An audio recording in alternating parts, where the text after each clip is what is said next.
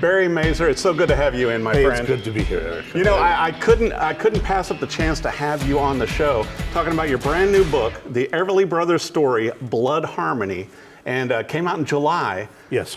How long did it take you to write this great book, Barry?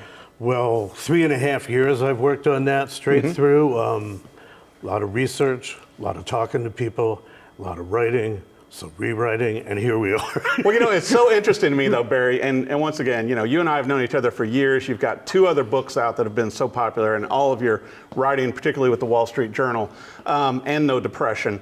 But with this, it seems like people continue to talk about the story between the Everly brothers, because the music, you know, you and I grew up with it, and the music still affects so many people, but also it was a tough relationship. Yeah. What you just said is generally what people know about these two. I love those hits years ago. They may not have followed them after that. And they've heard stories that vaguely they didn't get along, or they think they hated each other, which would be a total exaggeration. Right. But yeah, so that's the point of the book. Who were these guys?